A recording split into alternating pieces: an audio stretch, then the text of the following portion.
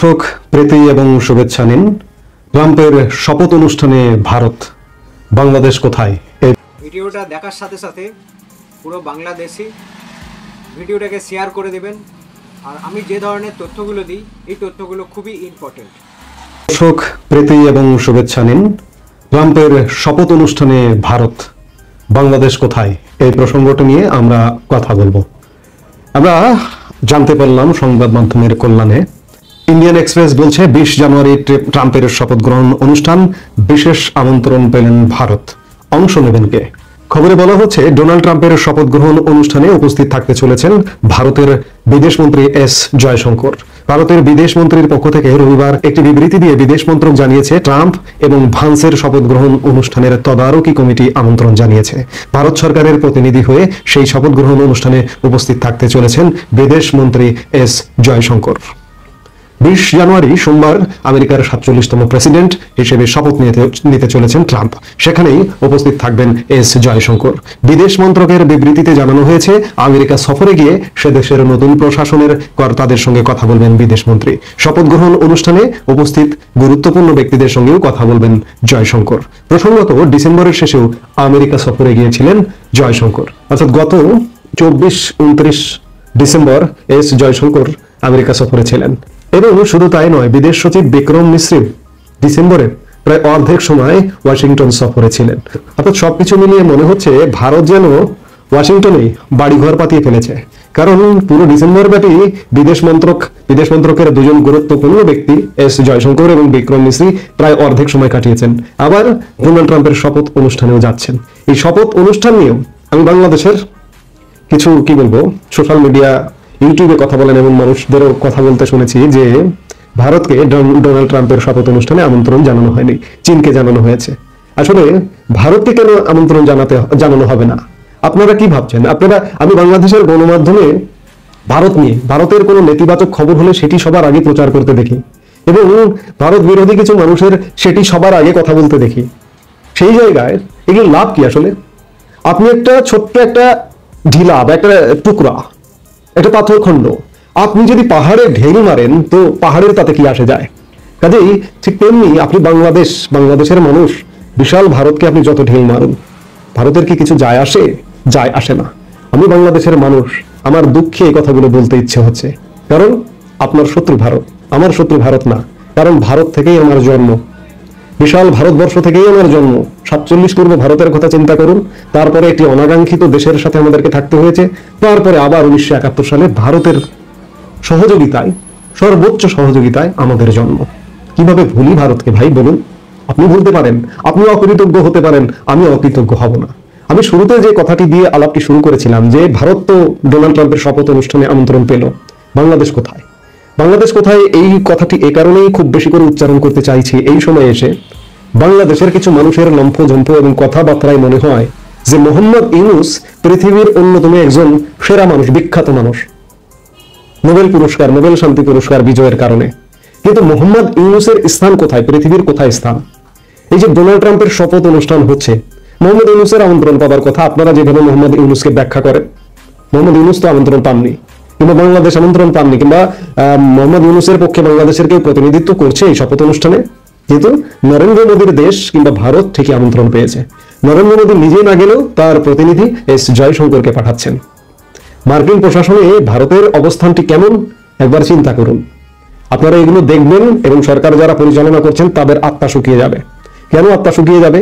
এই যে আপনারা অগ্রহণযোগ্য, আমি আর গ্রহণ করতে পারছি না আপনাদেরকে। একটা সরকারকে দেখার জন্য 5 মাস 6 মাস যথেষ্ট। আপনারা দেশটাকে কোথায় নামিয়ে দিয়ে গেছেন, নামিয়ে ফেলেছেন, এটি বলে ব্যাখ্যা করা যাবে না। আপনারা এখনো পর্যন্ত পদত্যাগ করে যে নিরাপদ আশ্রয়ে চলে যাচ্ছেন না, আপনাদের আপনারা চরম অপদস্থতার মাধ্যমে পথ ছেড়ে চলে যাবেন। সেটাই কিন্তু যাচ্ছে, সেদিকেই বাংলাদেশ যাচ্ছে।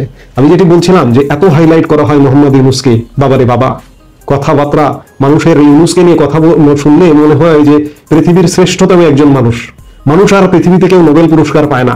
এখনো পর্যন্ত জীবিত কত শত নোবেল পুরস্কার বিজয়ী পৃথিবীর কোন কোনায় পড়ে আছে একটু খোঁজ নিয়ে দেখুন তো। সেখানে মোহাম্মদ ইউনূসও একজন মুসলিম মানুষ।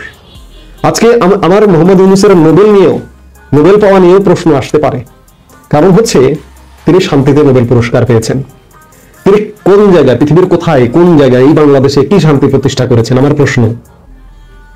এই যে আমরা লবিস্ট বলি না, লবিং করা বলি, বাংলাদেশে লবিংটা ওপেন, আনঅফিসিয়ালি অনানুষ্ঠানিক লবিং চলে, কিন্তু বিদেশে মার্কিন যুক্তরাষ্ট্র বা ওইসব জায়গায় অফিসিয়াল লবিং ফার্ম আছে, লবিস্ট ফার্ম আছে। মোহাম্মদ ইউনূস কি তাহলে শান্তির নাম করে লবিস্ট ফার্মের দ্বারা লবিং করে নোবেল পুরস্কার পেয়েছেন? না হলে আমার দেশে শান্তি নেই কেন? আমার প্রশ্নটা বারবার, জিজ্ঞাসাটা বারবার। এবং এত বিখ্যাত মানুষ ডোনাল্ড ট্রাম্পের শপথ অনুষ্ঠানে আমন্ত্রণ পেলেন না, বাংলাদেশ পায় না। আমি ধরে নিচ্ছি, মেনে নিচ্ছি যে বাংলাদেশ পায় না। বাংলাদেশ তৃতীয় বিশ্বের একটি দরিদ্রতম দেশ, অতটা গুরুত্বপূর্ণ দেশ মার্কিন যুক্তরাষ্ট্রের কাছে বাংলাদেশ নয়। ভারত অবশ্যই পৃথিবীর একটা অন্যতম গুরুত্বপূর্ণ দেশ, তারা আমন্ত্রণ পাবে বা পেতেই পারে। পৃথিবীর টপ 5-এর একটা দেশ, অর্থনীতি, সামরিক শক্তি ইত্যাদি বিভিন্ন কিছু দিয়ে, সেই জায়গায় তারা পেতে পারে। কিন্তু আমাদের অবস্থান কোথায়? আমাদের তো পৃথিবীতে কোনো অবস্থান নেই, আমরা আমন্ত্রণ পাই না। আমাদের প্রধানমন্ত্রী, রাষ্ট্রপতি বা আমাদের সরকার প্রধান, রাষ্ট্রপ্রধানরা পান না। কিন্তু এখন তো আজকের বাংলাদেশের সরকার প্রধান তো মোহাম্মদ ইউনূস। মোহাম্মদ ইউনূস কেন পেলেন না?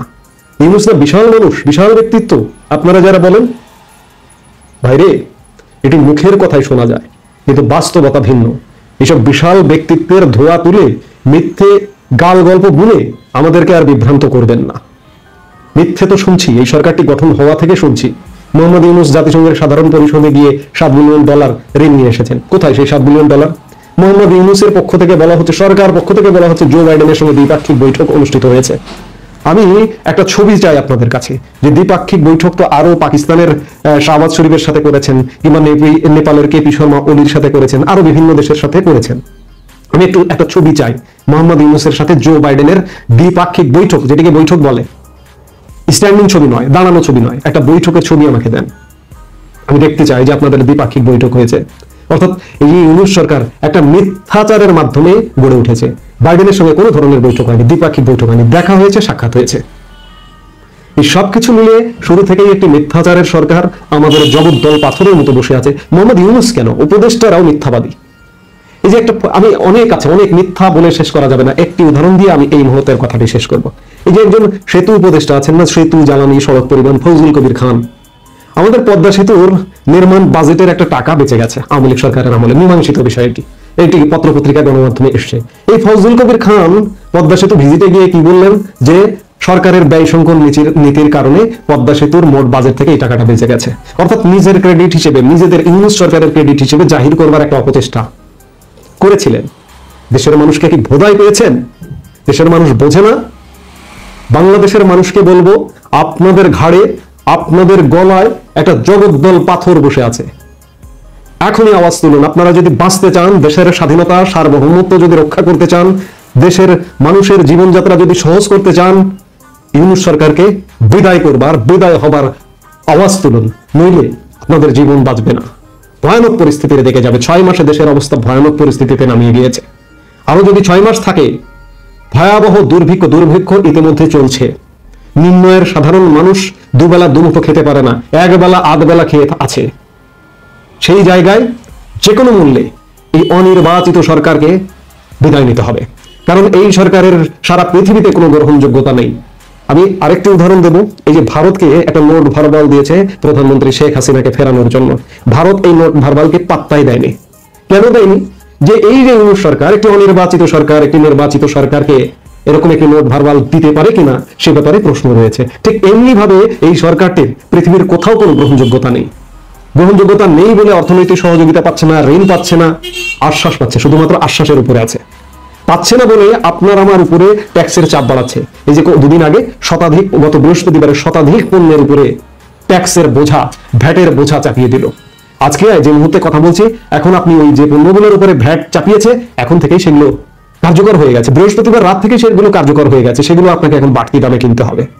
এই হচ্ছে ইউনূস সরকার, একটা মিথ্যাচারের সরকার, একটা ভাওতাবাজির সরকার, একটা ধোঁকাবাজির সরকার, একটা জনবিরোধী সরকার।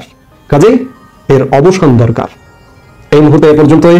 সবাই ভালো থাকুন, সুস্থ থাকুন।